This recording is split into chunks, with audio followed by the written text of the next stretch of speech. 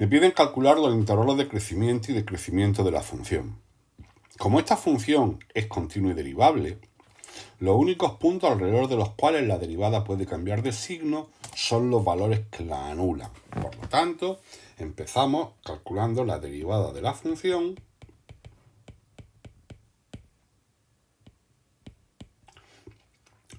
e igualándola a cero. De manera que tendré que resolver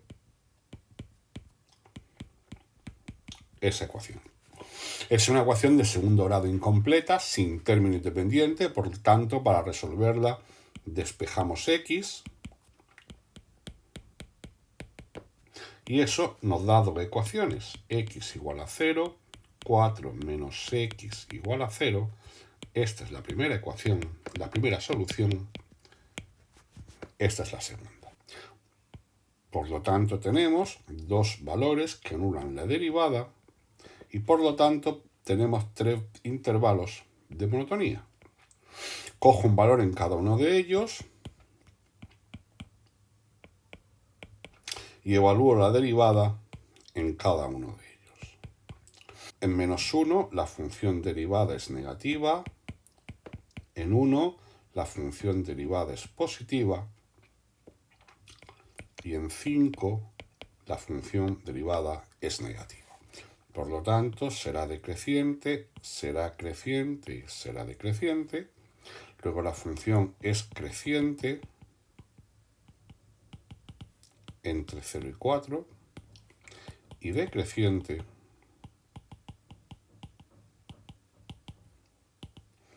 entre menos infinito y 0 y entre 4 y más infinito. En el siguiente apartado nos piden hallar las coordenadas de sus extremos relativos. Tras el estudio de la monotonía, en 0, alrededor de 0 la función pasa de ser creciente a ser creciente. Luego en 0 tenemos un mínimo. Y en 4, alrededor de 4, la función pasa de ser creciente a ser decreciente. Luego tendremos un máximo. Por lo tanto, tendremos un mínimo relativo en el punto 0, f de 0. Y tendremos un máximo relativo en el punto 4, f de 4. ¿Por qué en 0 f de 0 y en 4 f de 4? Pues porque los extremos son puntos de la gráfica de la función.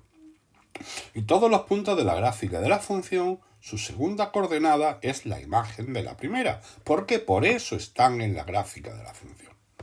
Si ahora sustituimos 0 en la función, nos quedará 0, 0. Ahí tenemos el mínimo relativo. Y f de 4 será 2 por 4 al cuadrado menos 1/3 de 4 al cubo. Y eso nos queda 32 tercios. Luego el máximo relativo está en el punto 4, 32 tercios.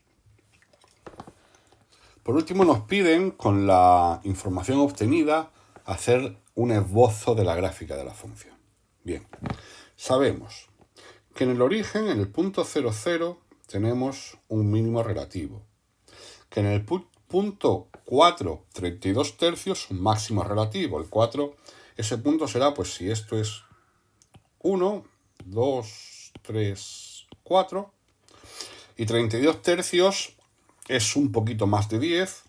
Así que si esto lo contamos como 2, 4, 6, 8, 10, 12, aproximadamente por ahí tendremos un máximo, el máximo relativo de la función. Nótese que cuando nos piden un esbozo de la gráfica de la función, nos piden un dibujo que nos dé una idea de cómo se la forma. Ya habéis visto cómo he calculado dónde está el 32 tercios, de forma muy aproximada, con cierto sentido, para que no sea un disparate, pero bueno, tampoco la precisión es lo que nos preocupa.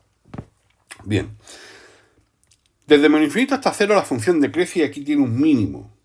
Luego, a partir del 0 crece hasta 4, que tiene un máximo, y luego ya decrece ininterrumpidamente. Así es que la única forma que tiene esa gráfica de ser, sin hacer nada más que no venga y dicho, porque nos piden dibujar con la información que tenemos, es que la gráfica de la función sea algo parecido a esto.